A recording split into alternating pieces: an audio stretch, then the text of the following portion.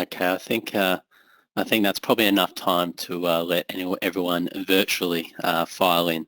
So why don't we kick into it? So welcome everyone. Today is the Australian Expat Briefing, where we'll be touching on a few important measures. You'll see a few other guys on today's calls, which I'll introduce very shortly. Today, the main focus being a bit of a budget update. Obviously, we want to drill down a little bit on GDP, inflation, property, share markets, the Residency update as well, which I think there's going to be a lot of people on today's call wanting to know where that stands. When we look at today's call, we were lucky enough to have just over 16 countries joining us, dialing in, which is lovely, whether it's evening or afternoon. We'll kickstart probably in the next, we'll kickstart now. So if you have any questions throughout today's webinar, please drop them in the question box. We're going to do our best to go through them at the end.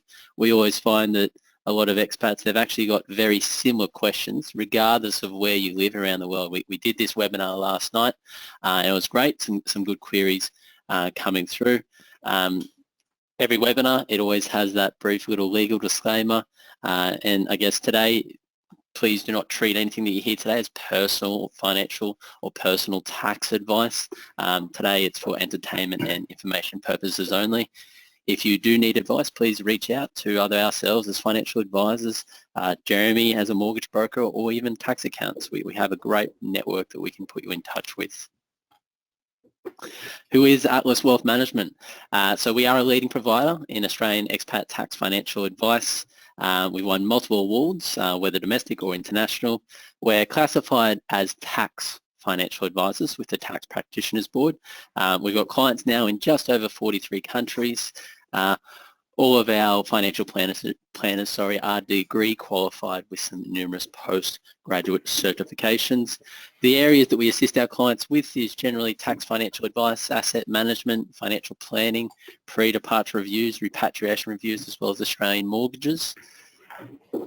On today's calls and my co-panelists, obviously we've all got good heads for radios, but myself, I'm the Managing Director for the APAC side of Atlas Wealth. We've got Jeremy Harper, the Managing Director for Atlas Mortgages, who was on last night's call, and as well as Kelsey, one of our financial advisors that focuses on the APAC region as well.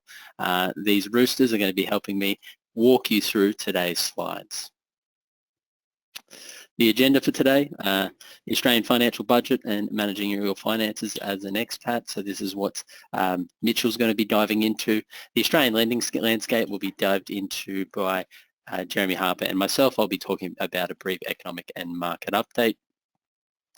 I'm now going to hand it over to Kelsey just to continue on with the federal budget update.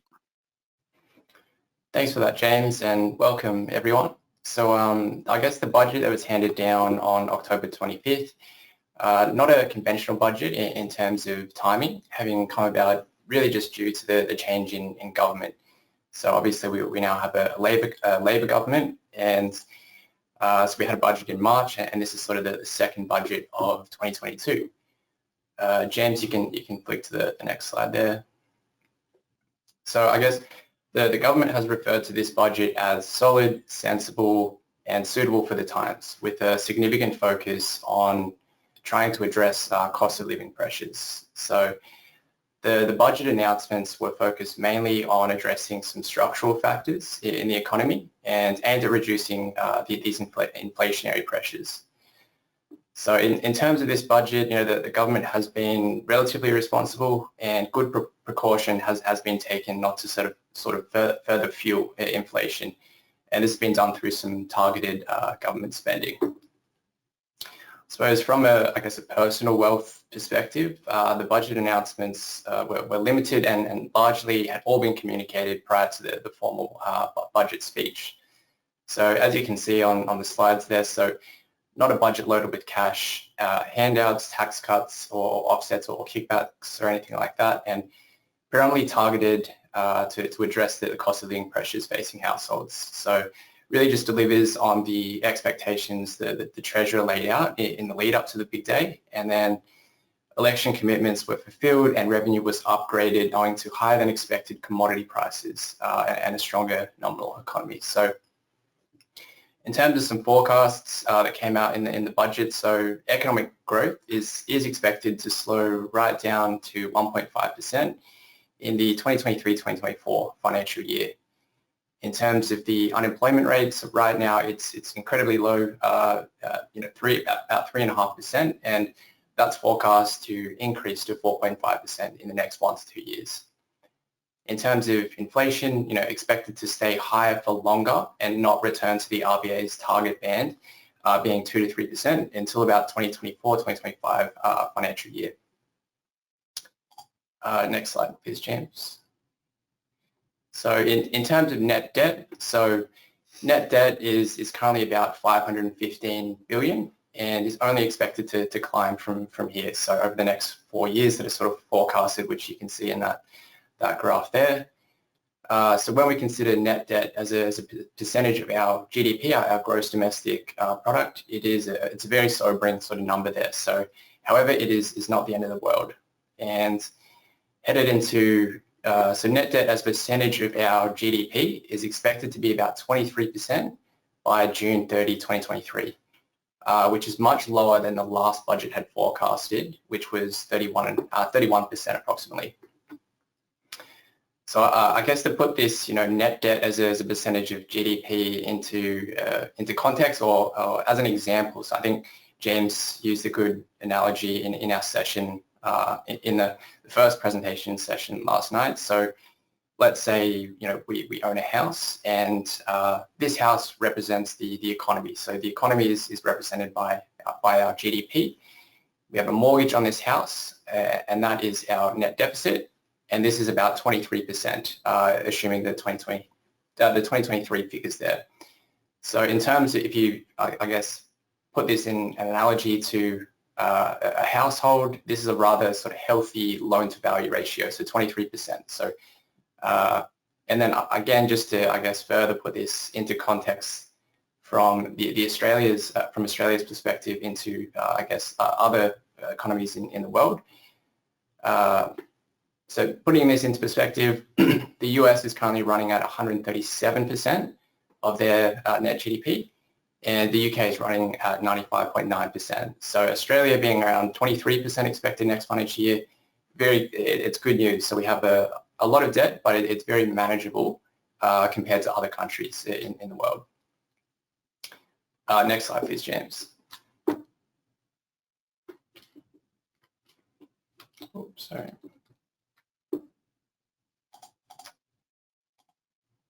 So in terms of some beneficiaries, so in terms of I guess the key measures in the budget were mainly just a reflection of election promises. So some increases to the childcare subsidy rate and expanding the eligibility. So I guess there's better eligibility there for males as well. Extending the paid parental leave to 6 months and also widening the eligibility as well there. More for Medicare, aged care, health, the National Disability Insurance Scheme, and also defence. Some cheaper pharmaceutical benefit scheme medicine, so PBS medicine, becoming a little bit cheaper. And there's also been some tax incentives for electric cars around fringe benefits tax. In terms of some measures to some budget savings, those have sort of been accrued by, accumulated by a crackdown on tax avoidance and increased tax on multinationals. Next slide, please, James. So just looking at some of the budget forecast figures. So, I mean, if we look at gross domestic product, GDP, gross domestic product first, in terms of real GDP, so factoring in inflation, I guess we would say that the government has been slightly conservative with these real GDP numbers. So at the moment, there are record amounts of cash in savings accounts and offset accounts here in Australia, which means we still have a good amount of capacity still in the economy to improve on this. In the, excuse me, In the pre-election economic and fiscal outlook, so I'll just use an acronym because that's a bit of a mouthful going forward. So pre-election economic and fiscal outlook, PFO, which were forecasts done by the previous government in April. GDP for the 2022 financial year was 1.1%, was 1.5%. So you can see what it actually was, being 3.9%. So you can see that it was sort of underestimated GDP. And then in terms of global growth, it's expected to be about 2.75% into the 2023 financial year. So in terms of the Australian economy, it is expected to grow at above trend over the 2022-2023 year, with a strong, as we sort of determined, 2022 financial year already had. However, in the 2023-24, it is expected to slow to about 1.5%, and this is just mainly due to the weaker global outlook, so high inflation, cost of living pressures, and higher interest rates. Next slide, please, James. So touching on inflation, so inflation is forecast, in terms of the budget forecasts, it is forecast to be more persistent than when the PFO, so the forecasts that were done by the previous government in April, were made in April. So in those figures, so back in April, it was expected that inflation would be 4.25% in the 2022 financial year, and you can see here we're at 7.75%, and 3% for financial year 2023. So versus what they're expecting now, 5.75%. So quite a difference in terms of the view of what inflation will do over the coming years. And I'll just point out as well, take note of the first two CPI figures here for last year and next financial year, because I'm going to put this into context of wage growth as well shortly. So in terms of some of the drivers of inflation over the coming years, so that naturally, the war in Ukraine has led to a spike in many key global commodities and further fueled this inflation fire. Global supply chain disruptions continue to have an impact, and definitely global factors have been the main contributors over the last 12 months. So however, right now, domestic factors, so locally in Australia, are starting to grow. The economy is at full capacity, so we have a very tight labour market, and likely to be, and the local economy is likely to be the inflationary driver over the coming 12 to 24 months. Next slide, please, James. So looking at the wages forecast, so the index, the price change in wages. So I guess when and sort of taking note from the last slide on inflation, so when we focus on the difference between inflation and the current wage price increases, so you can see there is a massive discrepancy there. So inflation is currently 7.75% per annum last year and expected to be 5.75% next year. You can see when we're looking at wage price growth of 2.6% and 3.75%. There is a huge discrepancy there, and just purely cost of living without factoring in the recent interest rate increases is really already putting strain on households. So with wage growth technically negative in real terms for last year and this financial year, the RBA, the Reserve Bank of Australia, does really have a hard task with the cash rate increases, especially because we know there is a bit of a lag effect of 3 to 6 months before it really hits our pockets when the interest rates are passed on to customers. So these are, I guess, the latest wage price index figures as of June 2022, and the budget is now anticipating stronger wage growth for the remainder of 2022-2023. And a further escalation over the next 2 years. So that is what we want to see, I guess, from the economy's standpoint. Next slide, please, James. So key takeaways for expats that have been legislated. So in terms of changes to the tax residency rules, I'm sure there's a lot of people sort of tuning in today wanting to know if there's any update on the Tax Practitioners Board sort of proposals, and Unfortunately, at this point in time, they're still proposed and no further update at this stage. However, we did recently receive the Australian Taxation Office did publish a draft ruling on the current tax residency rules, and that was on the 6th of October. And I'm going to discuss those shortly. And outside of it, moving on from the tax residency changes, looking at superannuation. So from 1 July, the removal of the work test to make super contributions for those aged 67 to 74. So this has been legislated, so those that are now aged between 67 and 74 are now able to make non-concessional contributions. So without having to meet the work test and not having to be working at that time. So it does allow a lot of returning expats that might be returning later in life. It does allow them to put a lot more of their wealth squeeze a lot of their wealth into superannuation. So it just opens that window a little bit longer. And still able to claim a tax deduction as well if you're looking to make some concessional contributions beyond age 67. But for those sort of clients, they must be working, so they must meet the work test still. Next slide, please, James. So just, I guess, an extension on those non-concessional contributions. So you can still, as part of that, you can still use the bring forward measures. So the bring forward measures allow you to utilize the non-concessional contribution cap space from 2 future financial years. So that is still available also to those aged 67 to 74.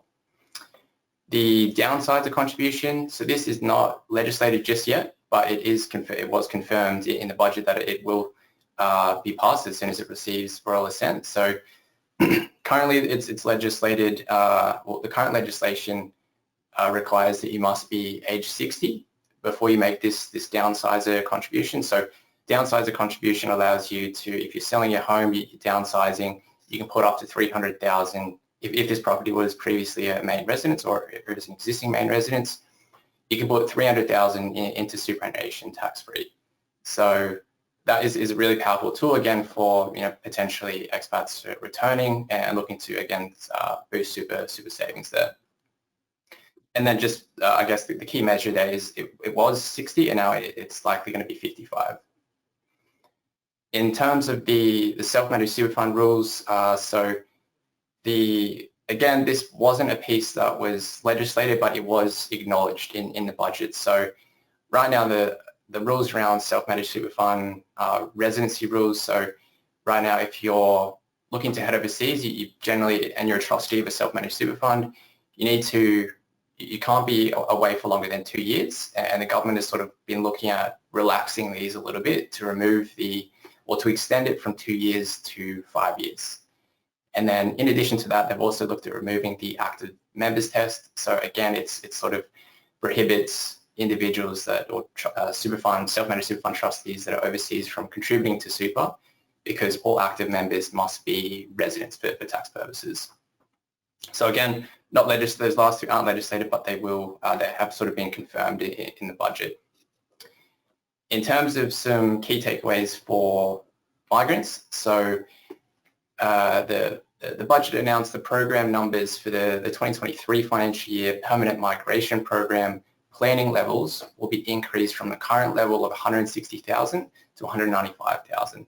So this is good news that they have increased this and not reduced it, due to there definitely being a bit of a skills shortage here in Australia at present with such a tight labour market. In addition, additional funding to accelerate visa processing, resolve visa backlog, and raise awareness of opportunities for high-skilled migrants in Australia's permanent migration program. So again, good news for expats, potentially with some non-citizen spouses, for example, looking to come to Australia. Next slide, please, James. So as I already sort of touched on, with the residency rule changes, unfortunately, are still in a bit of a holding pattern regarding the government's decisions around this. We know that Jim Chalmers, the Treasurer of the Labor government, mentioned that they are looking at it, and they're considering the 45-day count item.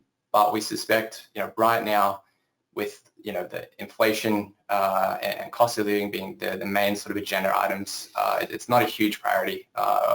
May not be a huge priority over the coming 7 months until we get the next budget. So In terms of the residency update, so like we sort of established, the 2023 budget does not make mention of potential reforms to the individual tax residency rules, and which had initially been announced by the previous government in the 2022 federal budget. However, like I mentioned, the ATO has recently issued a draft taxation ruling regarding individual residency. So with this new tax ruling, in the absence of any legislative reforms, so, permitting, that there is no changes with the proposed tax residency rules, this new draft tax ruling, once finalised, would be the primary source of guidance regarding the ATO's interpretation of the individual residency rules. So this tax ruling is effectively a reinterpretation of the tax residency rules, and like I said, the draft ruling replaces and consolidates some previous tax rulings on the residency statuses of individuals. So currently, the current tax residency rules in Australia, they do not have this bright line test as was proposed in the tax practitioners board's proposals. So we don't have that 183-day sort of bright line test. So, at times it can be difficult to provide certainty on an individual's tax residency position. So, that's why we're a strong proponent for the tax practitioners board's proposals, because they really would modernise Australia's individual tax system and really help provide greater clarity for globally mobile employers. So that framework is based on the recommendations made by the Board of Taxation in its 29 reports to the government. Next slide, please, James. So just looking at, I guess, the current, tax residency system. So currently we have two tests, legislated in the 1936 Tax Act. So, very, a little bit outdated now. So effectively there's a primary test, which is, I guess, a common law test. And this is referred to as the resides test. And then where the resides test might not apply, we've also got the secondary test, which is statutory test. So effectively, if an individual does not meet any of these four tests, then you are not a resident for tax purposes. So generally, the determination of whether a person is or is not an Australian tax resident is achieved by considering the person's facts and circumstances in light of certain common law and statutory tests. So I guess just looking at the primary resides test. So this is the one, it's highly subjective, and it really creates a lot of uncertainty, resulting in high compliance costs for individuals and certainly their employers as well.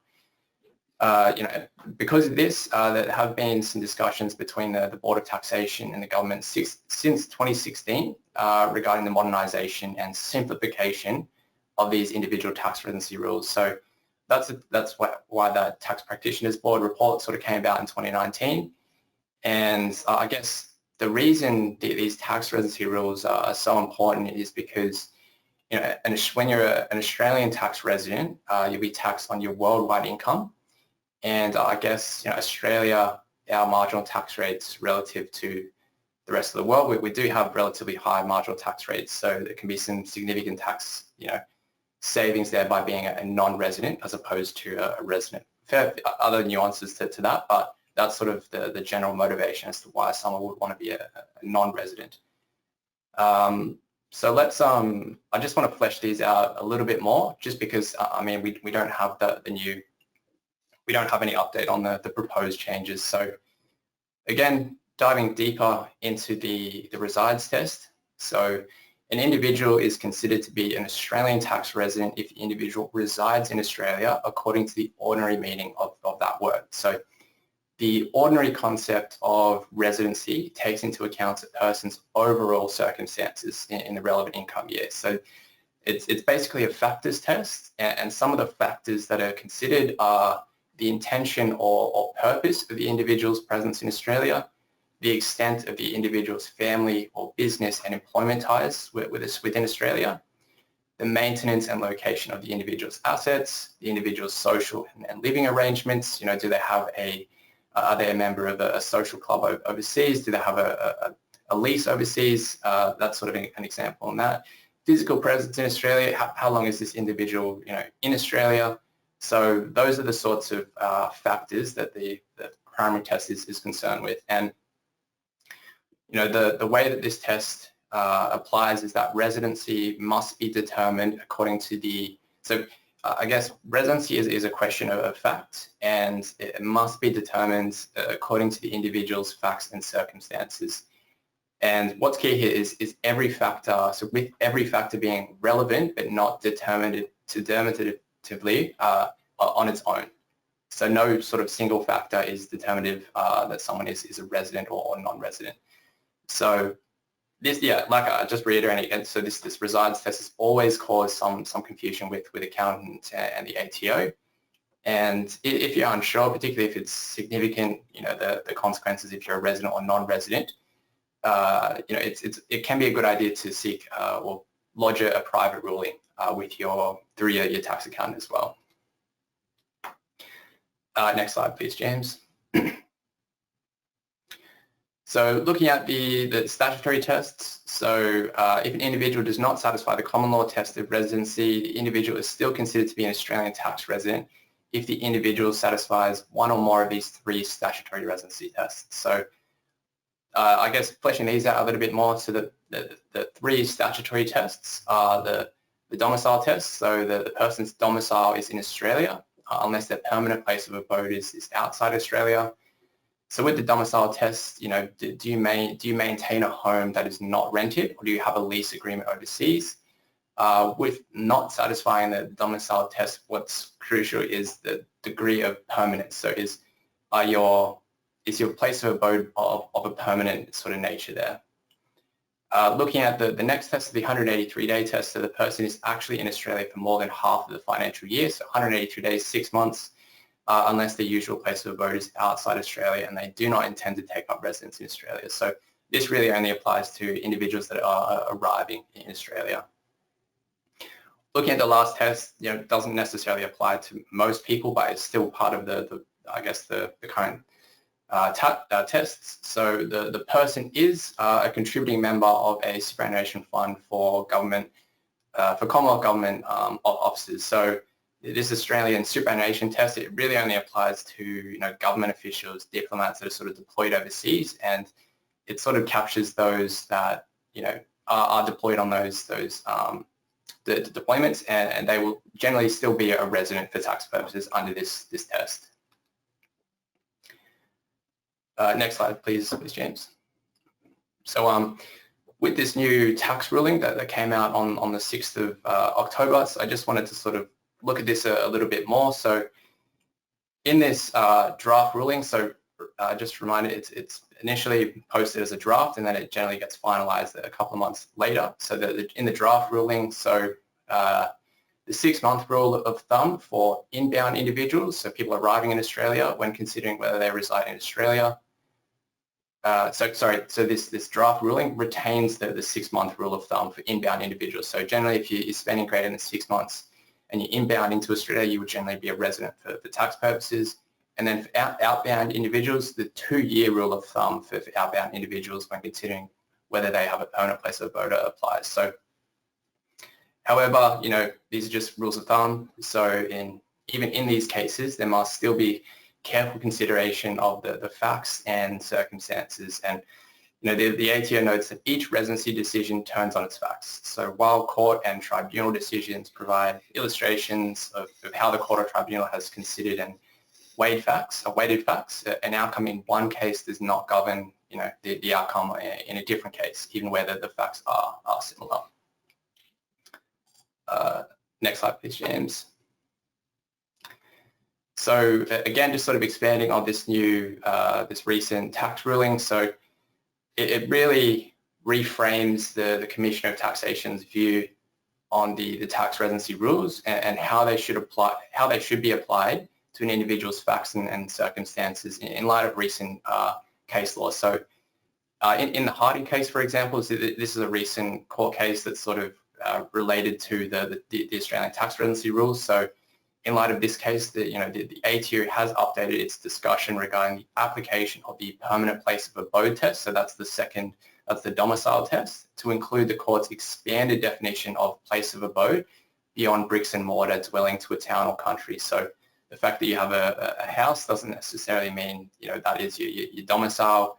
A domicile could mean a town or country. So I guess talking about the Harding case, or summarising what was the Harding case about. So the Harding case concerned an individual who moved between apartments in a building in Bahrain in a regular pattern. So he didn't sort of stay in one building in Bahrain while he was based in the Middle East. And the federal court sort of ruled that he was a resident for tax purposes initially. This was then appealed, and then the full federal court actually changed the decision and ruled that the individual was not a resident of Australia and did not meet the domicile test, even though he still did retain some ties with Australia. So that is sort of one of the most recent cases concerning these, the tax residency rules.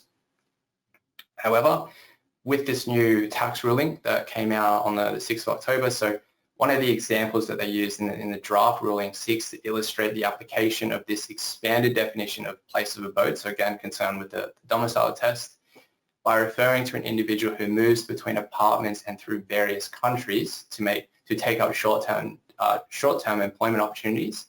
So in this sort of example that was provided in the tax ruling, the ATO's conclusion in this example is that the individual has not established a place of abode outside of Australia and was a tax resident. So he's sort of, in that example, moving between different countries. There's no sort of degree of permanence in that overseas location there.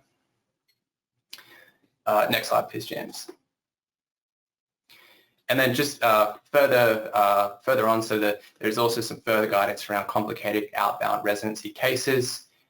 These outbound cases typically involve situations where an individual retains some ties remaining in Australia, such as continued family connections or maintaining assets in Australia, such as household furniture. So these are the cases that have caused the most uncertainty for taxpayers due to the fact that the outcomes are dependent on the facts of the particular case. So in the tax ruling, there's some further examples, so they're a good read that you can sort of apply your sort of look at them and sort of consider if they apply to your sort of circumstances. But again, seeking tax advice is sort of the best approach to take there. Next slide, please, James. So while there wasn't necessarily any updates on the proposed tax residency changes, we just sort of we wanted to touch on the proposed rules, just a bit of a refresher. So this is sort of the workflow in the Tax Practitioners Board's 2019 report, which concerns most expats when visiting Australia. So let's run through this in a little bit more detail. I'm just gonna. So naturally you've got the commencing residency test, and then you've got the ceasing residency test. So we're just sort of touching on the commencing residency test here, because this, I guess, concerns most existing expats that are looking to visit Australia. So again, so if you were not a resident in the previous income year, find out whether you commence residency in this income year by following the steps below. So commencing residency, the first sort of test, did you spend 45 days or more in Australia in this income year? No, you are not. You're a non-resident. However, yes, if you did spend 45 days or more in Australia during the income year, then you must. It's a two-part test. Then you must apply the factor test. So in terms of the factor test, so if you meet two or more of these factors, so do you have any of the following connections to Australia? There's sort of 4 tests here: right to reside permanently in Australia, Australian accommodation, Australian family, and Australian economic interests. Did you satisfy 2 or more factors in the factor test? Yes, then stop here, you are a resident. So this is sort of the test that's caused a lot of concern, I guess, for expats. So I'll just look to flesh these out a little bit more. So the 4 tests here, and then I'll shortly hand it over to James. So what are the factors? A right to reside in Australia, Next slide, please, James. So if they have a right to reside permanently in Australia for immigration purposes, this includes citizens, permanent residents of Australia. So if you have a right to reside in Australia, you will meet that factor as part of the factor test. Australian accommodation. So Australian accommodation, this is somewhat a bit of a grey area at the moment, and we really do need to see the explanatory memo on this section. So an individual is taken to have satisfied this factor of having Australian accommodation if the individual has an arrangement to access accommodation at any time during an income year. So this factor should be satisfied where individuals have moved overseas and maintain ownership of and access to accommodation regardless of intention to sell or rent. So however, where a property is owned but rented out for the entire income year, then that property would not satisfy the accommodation factor. So if it's rented out, doesn't necessarily fall under that, meet that Australian accommodation factor. Next slide, James. So Australian family. So an individual will have an Australian family connections and meet that factor if their spouse or any of their children under the age of 18 are generally located in Australia. So spouse will include partners in all de facto relationships. This is not expected to include estranged relationships. And then last slide, or the last sort of factor as part of this factor test is the economic connection. So with the economic connection, so an individual will have an Australian economic connection where they are employed in Australia, actively participate in carrying on a business in Australia, or directly or indirectly have interest in certain Australian assets. So fleshing out, the Australian assets, what they may include in the report, it's got taxable Australian property, a bank account with an Australian bank with significant cash deposits, an interest in a family trust, or you're in receipt of Australian social security payments in the preceding income year. So with these Australian assets, I've tried to sort of summarise what's most pertinent to Aussie expats. So taxable Australian property, these are assets that are physical in nature. So previous main residence and investment property does not include shares, investments, shares, ETFs, superannuation, these sorts of assets. With an Australian bank account, we're unsure, what they mean by, significant cash deposits. So thinking maybe it's 250,000, which is the government guarantee, and sort of, giving dormant, and we've sort of always encouraged this for expats. So giving dormant cash a purpose has been a behaviour we've encouraged expats to do. So maybe not good to just retain cash, significant amounts of cash. So paying down debt, investing the money, paying off bills, offset account, and sort of as part of this piece, they've sort of making it a legislation piece to not just retain cash and sort of make give it an active purpose effectively.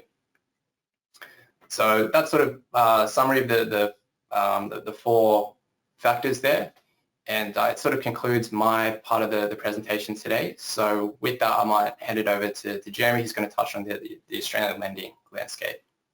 Perfect. Thanks, Mitchell. That was great. And James, thanks for the introduction. Hi, everyone. I hope you're having a great morning or afternoon wherever you are. Obviously, a fair bit's been happening this last sort of 12 months in the lending landscape. So I've got a few graphs and slides to kind of run you through where we're at and where we may be heading the next sort of 6 to 12 months. So firstly, in terms of cash rates, so left-hand side, that's where the RBA has been. We started raising rates back in May this year. So the first increase in 7.5 years, and now we've now got the highest cash rate in 10 years. So we've gone from 0.10 up to 2.6 in a space of under 6 months. So huge shock to the mortgage holders and business holders in Australia in terms of the debt markets. And now if we overlay that with what's been happening in the other markets across the world, particularly the Fed, they've been lifting rates throughout the year. They're now sitting at 3.25. And I think it's really important to understand there are a lot of comparisons people make between the RBA and the Fed, but from a mortgage holder point of view, and I'll get to that with some slides later, the Australian mortgages were a lot more sensitive to rate rises. Whereas if you look at the market with the Fed and the mortgage holders in the US, typically you can fix in a mortgage for 15, 30 years, which is not available in Australia. So we're going to have a higher sensitivity to when the RBA does increase rates. So if you turn the page, James. So what's driving this in Australia? Well, obviously the monetary policy the RBA looks at is obviously inflation and unemployment. And so the key driver here is inflation. And if you look at their minutes back in Feb this year, they predicted inflation to hit 3.25. Obviously, we had the readout this week for September. We're now seeing it 7.3. So obviously, they missed the mark on those estimates. Treasury updated the market this week through the budget and said they're expecting inflation to peak at 7.75. So we're near their estimates in terms of peaking inflation. The great news was comparison to the June drivers. If we turn the page, James, the key drivers in the June readout was the cost of construction, so the cost of people building, and also oil prices. And so what this is showing us here is the lending indicators for August, which is more a forward indication of what's been approved in terms of formally approved loans. So this gives an indication of the demand for new credit. You can see there in the yellow, that's all dropped off significantly on a 12-month basis in terms of construction and purchase of new build, off 30% from 12 months ago. And then on the right-hand side, we can see that oil's come off from those historical sort of peaks back in June. But what that's been replaced in our September readout is the cost of gas and electricity, key driver. And really, I guess what I took away from the budget personally, from a fiscal point of view, it seemed a little bit lacking around what's the government going to do to try and bring that down. They've said gas and electricity forecasted 40-50% increase over the next couple of years. That's going to be a key driver to inflation. So I want to see a bit more around how they're going to try and tackle that to help bring down this inflation number. So if we turn the page, James. So what I said earlier around where we are in terms of rates with the RBA and for Australian households. So coming into COVID, historically, 70% of households was on a variable loan, 30% fixed. And what happened with the RBA, they came out with this term funding facility, basically gave the banks free money, which they turned around and gave households 2% fixed loans. And so coming out of that period, we had the market going 50% fixed loan, 50% variable. Since rates have gone up, and as you can see on the left-hand side, you can see that the variable rates have started to shoot up, but more importantly, on that fixed rate, the cost of a new fixed loan started to come up quicker or start to increase just before we started to go into this cycle in May. And so now we're starting to see the market or the borrowers not taking up new fixed loans and instead reverting back to that variable. And so you can see there with the variable rates, there is a correlation. Once that is increased by the banks, it's passed on to existing mortgage holders. But with that fixed loan section, you can see there that the outstanding loans, so that's where people have been taking up fixed loans over the last sort of 12, 24 months, lock in that 2% loan, that's now starting to go north, that purple line. So what that means is that, and I've got one of my loans fixed, when that rolls off at say 2.5%, that's going to go into either the variable rate of the day, which is probably 5.5%, or if I want to take up a new fixed loan, and if you look to the right-hand side, it's showing this, we'd roll off at 2.5%, and if I want to refix that for 3 years, you're looking about 6% in today's rates. So huge increase. So you'll start to see that go north over the coming sort of 12, 18 months. Across the page, James. And so how does that feed into demand for new loans? So the red line shows us that excluding refinancing, this is new debt in the market, owner-occupier investor. So coming off those COVID highs when we had that cheap sort of fixed loan, as they've started to roll off, the demand from owner-occupiers started to come off the start of this year, and now you're starting to see that retraction in the investor space as rates are going up. And I'll show you in a second why that is not necessarily demand, but the ability to access credit. So if we turn over the page, what we want to show here is this is a graph here that the governor quite often refers to around we're increasing rates, but households are strong in Australia. And yes, that has been the case, but a couple of key things to look at here. Number one is the consumption's been yo-yoing around. So it went into a contraction period when COVID started and we went into lockdown. The government pumped through liquidity at a federal and state level in terms of cash that went up in terms of consumption.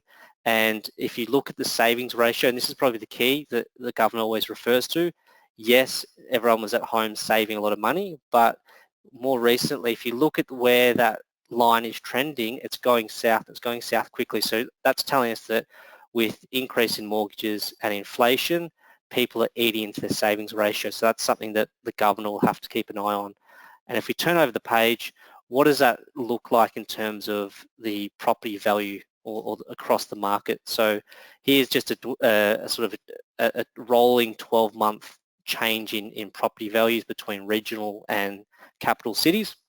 And you can see here that for a lot of the overall, we're starting to give back those gains on a 12-month period. So obviously prior to, you can see that it started to spike in 21, 22, and now that's started to come back. Particularly Melbourne and Sydney have contracted the most, but obviously they experienced the greatest gains at the start of COVID. And one of the trends we are seeing is that breakdown in terms of regional areas that's still experiencing substantial growth.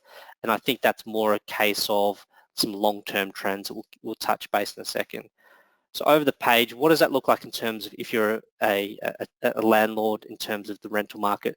So this is something that will hold up. You'll get some parity around property prices because the yields are so strong, 10% across the country. If you look at those growth consistent, you're seeing Brisbane, Adelaide, 12, 13%, which is well above what you'd find in investing in other asset classes. So really strong yields, which will continue on from a trend because obviously the cost of housing's gone up, which we know, cost to build, cost to replace and build a new dwelling, but also as immigration starts to pick up and that demand starts to come back, the vacancy is incredibly tight across all markets, and that's something that will continue on throughout the year. So compare the pair across the page. If we look at compare the pair, I just put this together, and I think this feeds into the demand for new loans. And so if we look at this couple with one kid in Sydney, one credit card, very basic in 2021, that same couple in 2022, one of the applicants had a small pay rise.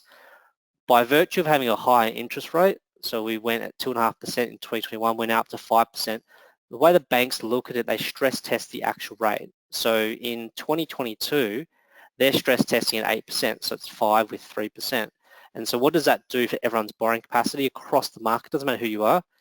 That means we've seen a reduction of sort of 10, 15% in that space of 12 months. And as the RBA increases rates, and they're going to have a meeting over Cup Day, every time that goes up, everyone's borrowing capacity comes back. And because we're over that sort of bench line or baseline testing. So that's going to be a continued theme. As rates go up, everyone's capacity goes down, which will feed into ability to access credit and property prices. And so if we look over the page and we look at some micro and macro economic trends that we can see, or I think will continue on. So obviously returning expats and immigration policy, Mitch touched on that. The government's increasing the places coming into the country. We've seen the students and student visas come in. That's starting to pick up.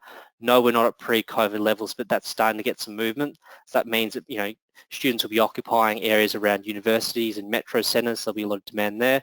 Core inflation, that's not going away. Cost of energy, that's going to filter through all of our cost of inputs. Fruit and veg, building materials for business costs as well. So that will be a challenge for the government and how they tackle that. The renting class, unfortunately, with the cost of having savings in your bank account, savings is not keeping up with the inflation, and people paying a higher rent, so 10% rent or growth in that rent expense. We're going to have a permanent renting class in this country, unfortunately. So what does that look like in terms of if you're an investor? It means that there's going to be more of a tenant pool that you can rent your asset out to. Sea changer, this has been a trend that came through COVID, and I can see it continuing. You can see that with the regional property prices still being strong, and that is a lot of that sort of baby boomer selling down the metro, moving to a more regional area, moving to the Gold Coast where James is, or, Port Macquarie, some of these centres. And so with that, the question becomes, how do we meet those demands of people with that demographic shift in terms of new jobs? So if we're opening up, a new regional hospital in Port Macquarie to take care of that demand, where do the jobs come from? Where do the dwellings come from? So that's something to keep in the back of your mind. And the first home buyers program, interestingly, if you look at those demand for lending, still actually been quite strong in terms of first home buyers getting into the market this year. So that's something that will continue on. So just something to keep in mind in terms of purchase price as an investor versus owner occupier. And we'll go over the page. So what are some of the options available for expats that are on the call? Obviously refinancing, I'm speaking to customers every day around their interest rates, restructuring, interest only, using an offset, how are you maximising your portfolio and your facilities. Purchasing new investment properties, some great opportunities right now. It's definitely a buyer's market compared to 12 months ago.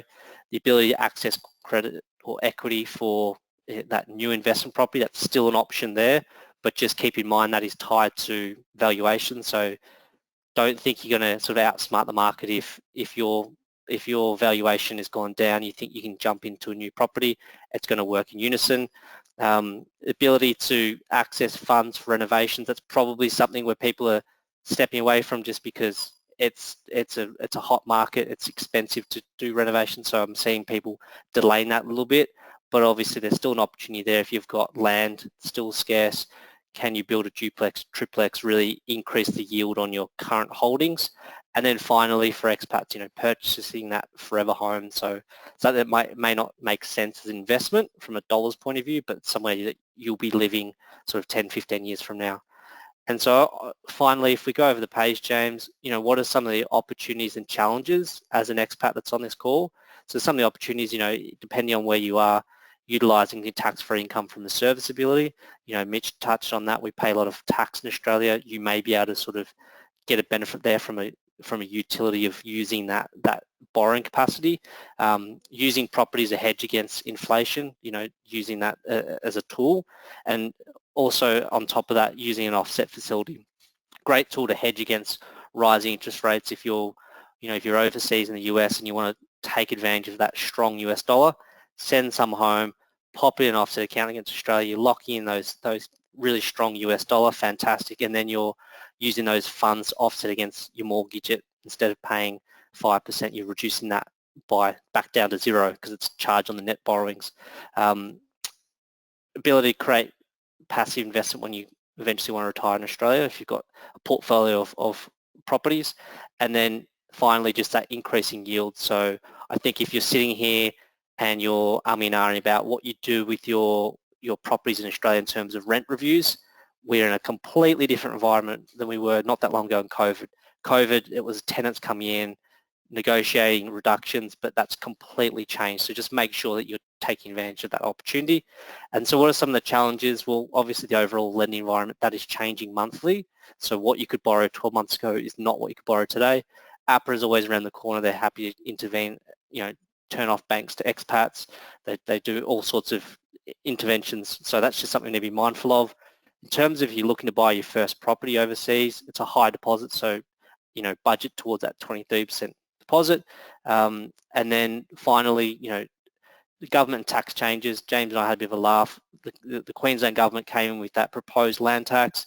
That's now been scrapped. From a state level, they seem to be trying to find new ways to cook up a new tax, particularly if you're a big bad investor. So that's just something to be mindful of. It's not necessarily specific to expats. It also applies to landlords in Australia as well, but you just have to keep on top of that. So, keep chatting to James, keep changing your accountant around those potential changes. And then finally, just if you're looking to buy with a spouse who's perhaps and you're overseas and they're not an Australian citizen or PR, there's just some challenges around that that you need to navigate through as well. So that's sort of my part around the lending landscape update. Thank you. Beautiful. Thanks for that, Jeremy. And I'll now kick into economic and market updates. As I said before, if you do have any questions about any of the content that's already been covered, please send them through and we'll do our best to go through them. I appreciate that we've been on here for nearly an hour, so thanks for hanging with us. I'll try and wrap this up, but obviously this last part, everyone wants to know what's going on in the broader economy and I guess what's going on with share markets because it's been a very volatile year. Australian GDP, I guess when we look back in 2021 and we look to 2022, we can see there a bit of a breakout happening, especially from the lockdown ramp up in growth post, I suppose, us coming out from COVID-19 lockdowns. When we look on the graph on the left-hand side, we all would call a bit of a quick recession last year. And when we came back out with the reopening, GDP ramped up very quickly, and I'll just grab my pointer, which we can see right now, and now it's starting to taper off at, I suppose, more moderate levels, but good levels. When we look at where it's heading for 2023, 2024, as Mitch touched on, slowing right down to about 1.5%, and that's okay. We don't need to be absolutely killing it with our GDP growth and have figures above 4, 5, 6%. That's over the top. You know, if we're getting amounts which are close to 2 to 3%, that's steady. That's good.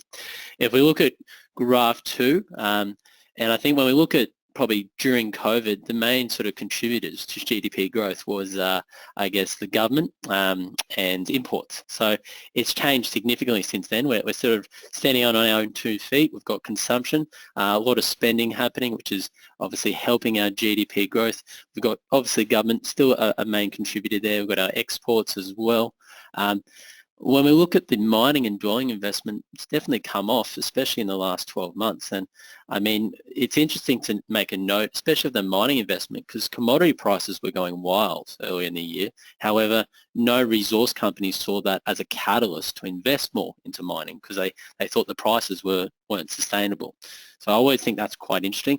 Dwelling investment, that's come off. I think that's just a natural cause and effect of the construction industry. And everything being so expensive, so trying to get a builder over or a tradie, it's a struggle. So that's probably why it's come off a little bit in the last 12 months. When we look around the world, foreign GDP growth, well, major trading partners at the moment, growth predicted over the next year, 2.75%, and Mitchell made comment of that earlier.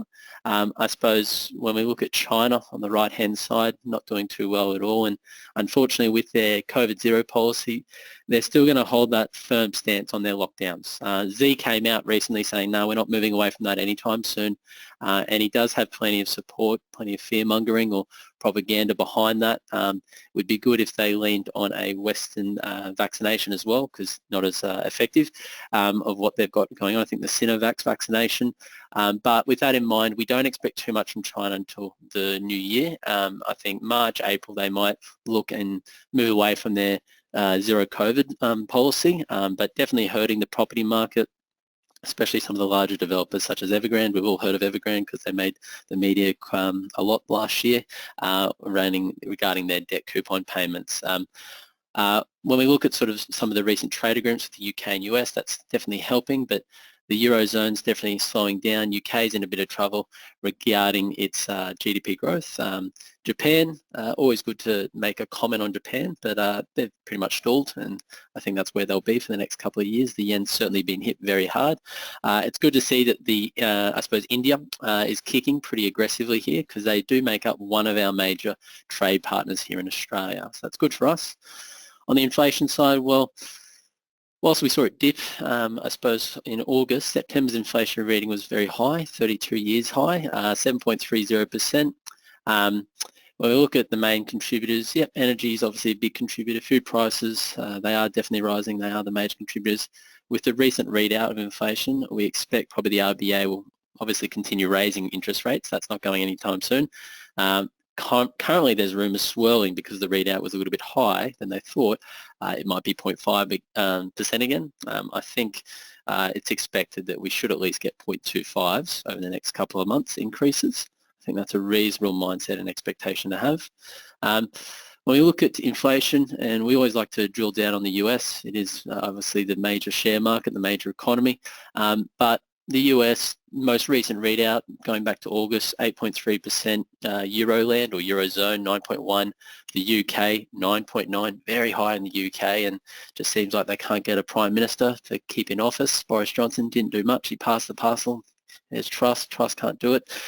So we'll see how the new PM goes in the UK. Japan, as I said, Japan's not moving too much in the meantime. When we look at the US, and I want to drill down a little bit on the US because I feel like a lot of expats that are on today's call are probably residing in the US, and there's a lot that's getting promoted in the medias out there, but US right now we know is taking a hard and fast approach to their interest rate rises. We're seeing a lot of rumour right now that I suppose Jerome Powell, he might do another big lift in the next OFMC meeting, big lift being 0.75% maybe, and then might just start to taper. And that's causing obviously a lot of uncertainty and I guess a bit of positive sentiment from share markets recently, but it's a big unknown and big question mark. I suppose there are some encouraging things which are coming out of the US. We know retail gas prices, they've come off 20% since June quarter. We know supply chains are tentatively healing over in the US. And some of the more volatile drivers for the US inflation, such as durable goods and prices, are beginning to moderate. And I guess when you look at the interest rate rises in the US, all they're doing there is technically exporting their inflation. The US dollar becomes very strong, and it means that the rest of the world has to deal with it. And that's what we're pretty much having. They're exporting their inflation, which is quite unique. It's a good analogy. Some of the data that's come from the major banks in the US, and whilst this isn't on the slide, I've just put some notes because I think it's really important, and it came out from the September quarter, mainly from Bank of America, JP Morgan and Chase, and Wells Fargo. They said the September quarter spending was up 13%. So consumers are holding up relatively well in the US. They've still got a high degree of savings, 5 times compared to pre-COVID. Banks are adamant that they're not really seeing a consumer that's under stress. Delinquencies for Bank of America, they're at their second lowest of all time, which is remarkable. Consumers, they are actually still in very good shape, and so are companies still in very good shape. So I'd say we could see a bit of a soft landing in the US rather than this hard landing, which has definitely caused a little bit of concern. The UK, as we know, very high inflation figures right now. GDP growth was negative in Q2, which means by our definition, they're in a recession. We might as well call it. With that in mind, we know that Bank of England is going to raise interest rates. They've still got that 2% hard line that they want to get inflation down to. The unemployment rate is at an all-time low, 3.6% since, and I think comparable to 1970s. The UK's recession may not be deep though, what they're currently in. The recovery, we do know, will be a bit sluggish, but it might not be a deep recession. But they certainly are in a recession right now.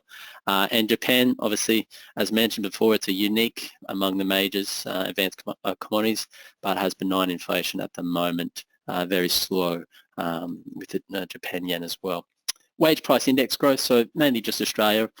We know we've always had really poor wage growth, especially in the last 10 years, and we are starting to see it kick, especially in the last probably 2 years, and that's maybe been helped by a lot of the government incentives and stimulus that's been fed into the economy and helping small businesses. So whether that's going to be sustainable, we'll have to wait and see over the next year or two, but we are starting to see some good wage price growth or wage growth, but early signs still.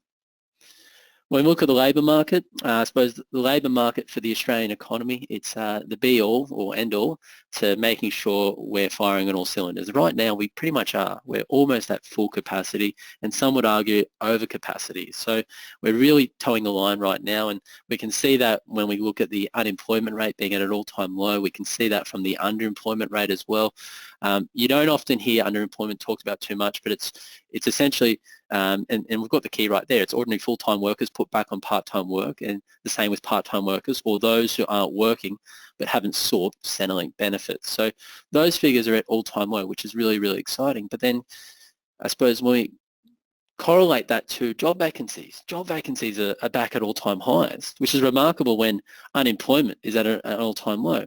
So we've got this huge gap in our labour market, and the only way to fill this is by getting people back into Australia, migrants. So it's good that they have actually increased the migrant numbers or the migrant program from 160,000 to 195,000 to an additional 35,000.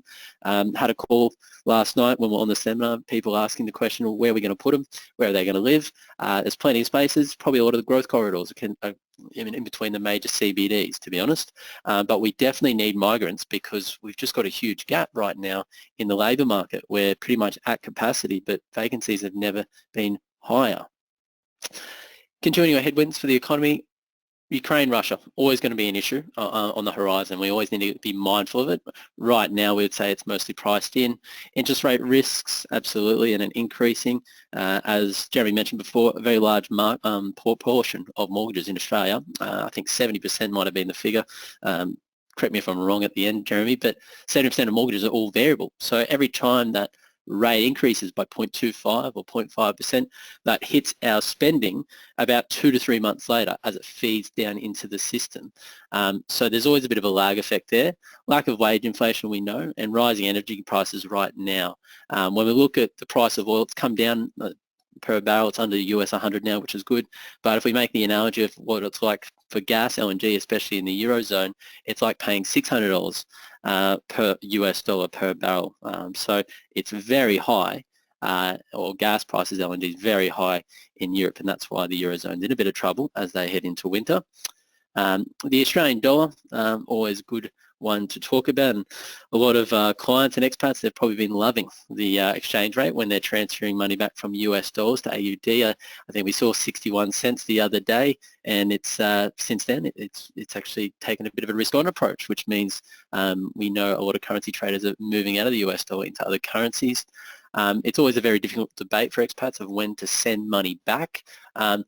I suppose when you look at the rate right now, you're probably kicking yourself that 2 weeks ago you didn't send money. So you're never in the market until you pull the trigger on that transfer. You're better off getting something rather than nothing, because you don't know where it's going and no one does. So we always see that with expats, play that dollar cost averaging game.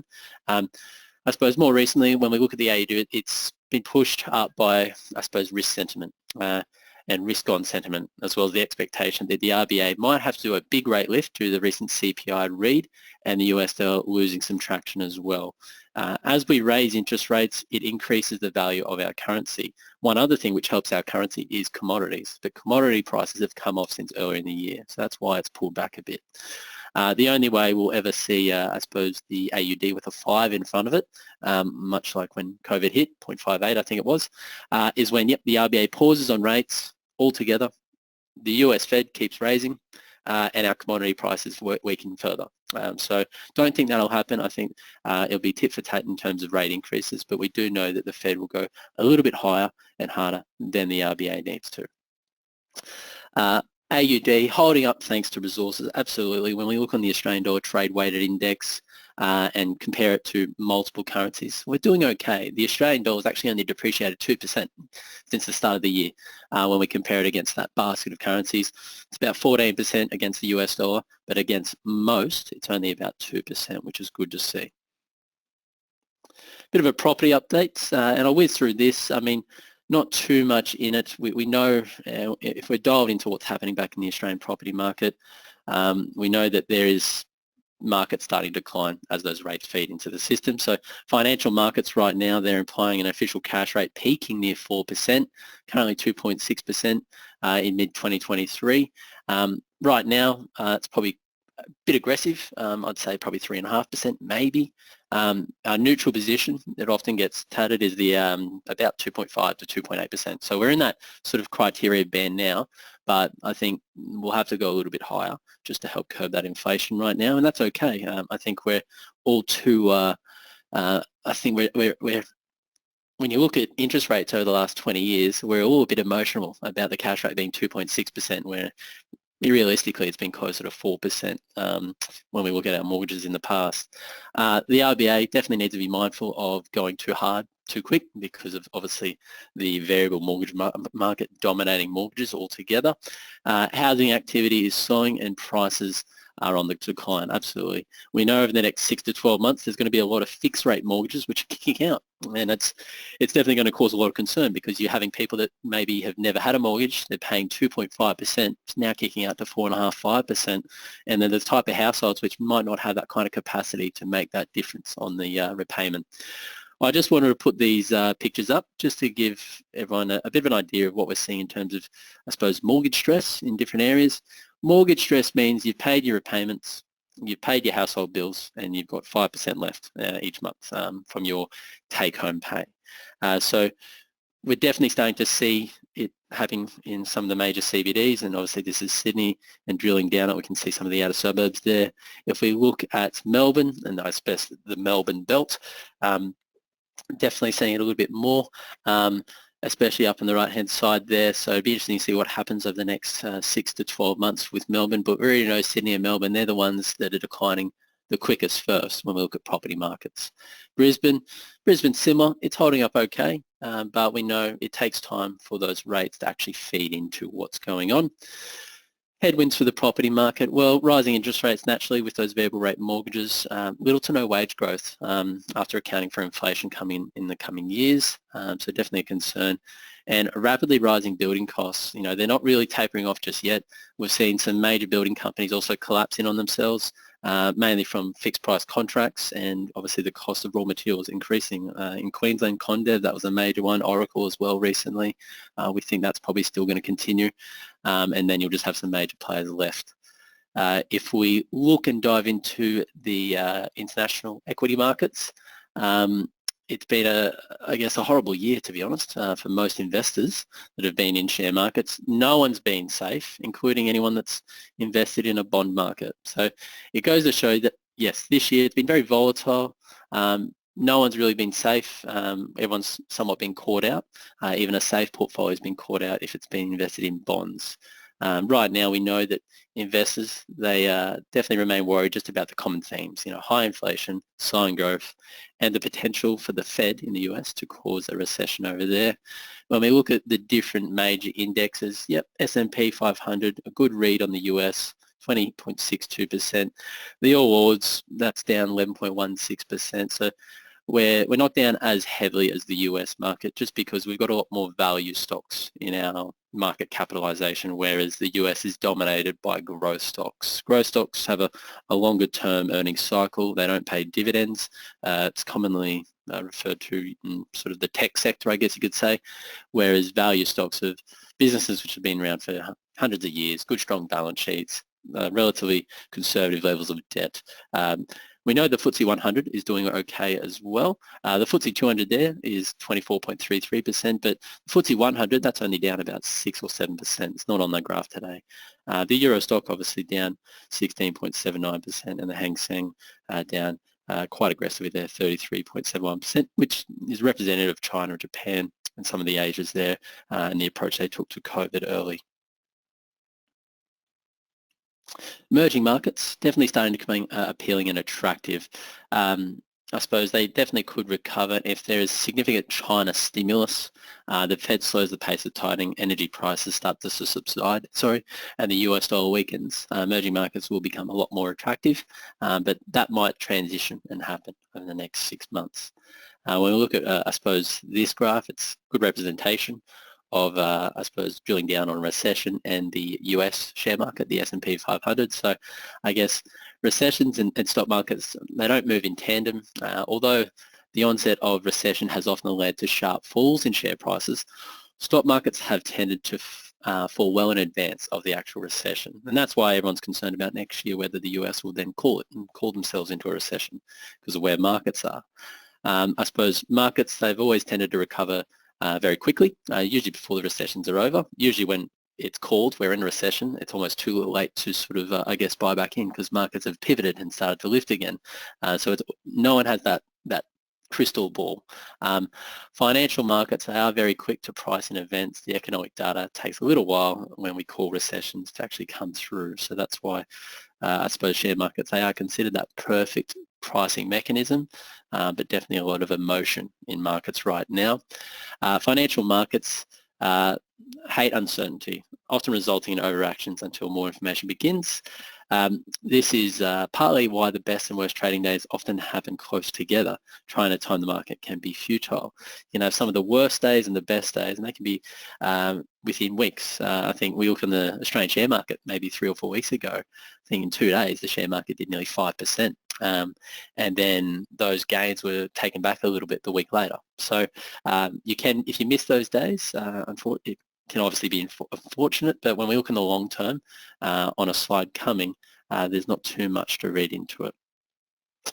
The importance of a dollar cost averaging strategy when markets are volatile. I love this graph because when we look over such a long-term horizon, 42 years, we can see here if 10K was invested and nothing more, it would be worth 750,000.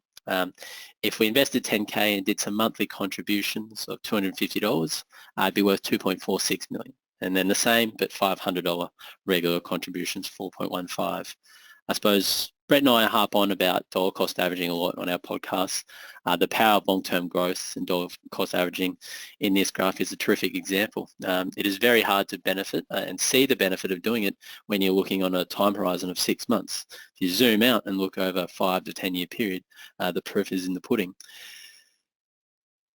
When we look at timing, and this is a good graph that's come out from Vanguard, and it shows even what happens when you miss, and you're right 0% of the time over a long-term investment time horizon. So you don't have to get it right all the time. If you don't get it right at all, you're still going to be up over that long-term horizon. Right 50% of the time, still looking pretty good. A base portfolio of 60-40, that's equities and bonds. Right 75%, or successfully timing the market every time. So there's not a huge difference here when we look at the time horizon from 92 to 2018, and it's the same right now. So rather than trying to time the market, we can see from this graph, it's about time in the market, and that's an important takeaway when we're in periods of volatility. We're unfortunately rigged to make rash decisions and wrong decisions when markets are very volatile and there's a lot going on in the world because of the fear of uncertainty. But we really need to wrestle with that idea and stay invested and hold that long-term mindset if it's right for our strategy. Now I'm going to move over to Q&A. That's actually it from me. So everyone, thanks for joining us on today. We've got a few questions that have come through, which is great. So we'll look at jumping into them. If you do have any questions, please feel free to shoot them through. I'll just load that up. I'm just going to have a drink of water. I'll look to pass these on to the other guys as well. So it looks like here we've got a good question from Nicholas. So mainly around residency. So a good question, and it's mainly one that probably Mitchell and I can address, and it's regarding a family question regarding the terminology. So family connection or Australian family. I assume this refers to immediate family such as wife and children living in Australia, ? So I suppose paraphrasing that, we refer to Australian family, and I can answer that one pretty quickly. You're spot on, Nicholas. It's a case where under the proposed residency rules, it's, I guess, financial dependence. A trailing spouse that's back in Australia, anyone under the age of 18, maybe kids doing bordering school, those sort of things. Once the kids get old enough and they're considered dependent, they would not be considered or falling under that category anymore. So that's a good question. The next question I might throw over to Jeremy, but Jeremy, I'm not sure if you can answer this because credit licensing rules.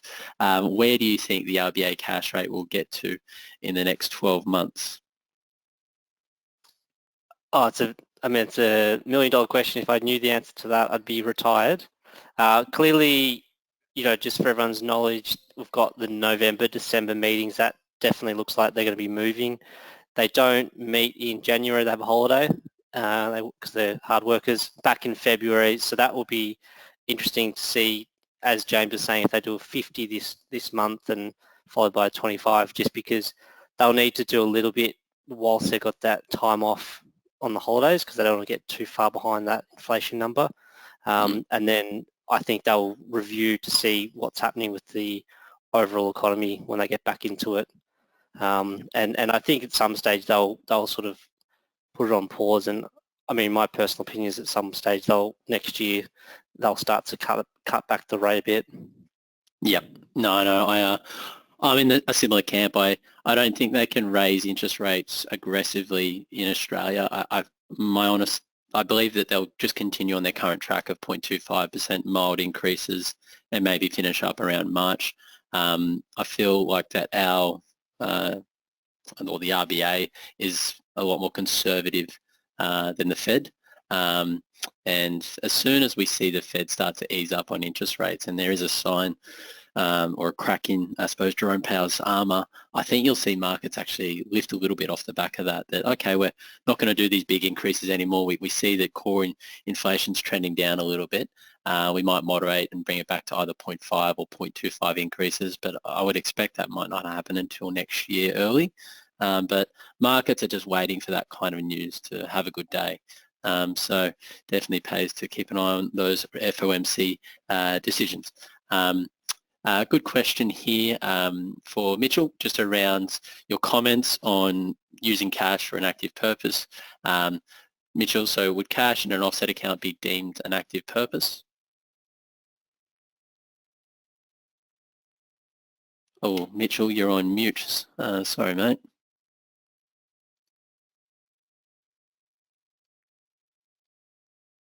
There we go. Sorry, mate. There you go, mate. So yeah, just the question on cash and an offset account. Yeah, so based on, I guess, the guidance that we've got in that Tax Practitioners Board report, I guess putting it into an offset account is really giving it an active purpose. We're reducing our interest expense by doing so, and it's not just sitting in a bank account, accruing a marginal amount of interest. It really is giving it an active purpose. So yeah, I would say it is. Yep, great.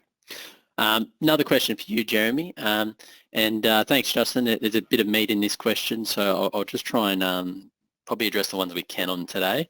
And Jeremy, it's mainly around if we have a 30% deposit and are both employed, how hard is it to actually get an investor mortgage in Australia? I heard it has become a lot harder recently. Yeah, so I mean, obviously with my presentation, it's become harder for everyone, not necessarily for expats over the last 12 months in terms of borrowing capacity. 30% deposit, fantastic. It's just going to come down to your serviceability. You both employ, which is great again, so that's really going to work in favour of your servicing. Just think about your personal balance sheets. When we do the credit assessment, are you renting, how much rent you're paying wherever you're living, or if you've got a mortgage overseas, and then if you've got any personal debt or credit cards open overseas, that can be the big thing. Clients in the US, really common to have, say, 100,000 US credit card limits. Just for your knowledge, from a borrowing capacity point of view, it's a 5-to-1 factor on your limit. So if you've got, say, $10,000 in Australian credit card limits, that's reducing your borrowing capacity by sort of 50, 60,000. So really substantial reduction in your borrowing capacity. Yeah, absolutely, Jeremy. And I think we've talked about before, and a quick plug to our podcast. We've got Expat Chat where Brett and I, we talk a lot about everything related to managing your finances as an expat. And then Jeremy and I, we've got our expat mortgages one. We talked and drilled a bit down about that where and when you've got multiple credit cards, and I think Jeremy said it before, when you're in the US, they hand credit cards out in the past like candy, especially when you were living there in New York for that period. And can definitely hurt your servicing, even though you might not have anything outstanding. So yeah, a good point there. A good sort of note here from Justin. So and I'm just going to read it out as is. If you're a non-resident for tax purposes, I have been advised that real property or taxable Australian property, like a rental property, needs to be declared in your Australian tax returns, while dividends are not given the 100% franked or conduit foreign income nature. Yeah, that's right. So that's mainly referring to what the ATO classes as taxable Australian property and non-taxable Australian property. So taxable Australian property, that's things like a former main residence that you're renting out or an investment property back in Australia, that physical bricks and mortar. The rental income, you definitely need to report on your non-resident tax return. Absolutely. You compare that to non-taxable Australian property. That's things like direct ASX blue chip shares, ETFs, managed funds, LICs, things which are not physical in nature. They're actually tax exempt in the eyes of the ATO. So you can accrue things, capital gains, tax-free environment. And if the income is fully franked or conduit foreign income, CFI, it's not reportable at all to the ATO. So different asset classes, different tax treatment. If you're in the US, you definitely need to be careful of passive foreign investment companies. I'll talk about that another time, but just be very careful what you end up doing there. We definitely will be sharing the content today, guys. There will be recordings going out and a PDF slides as well. So if you are heading off shortly, we will be shooting those off in the coming days.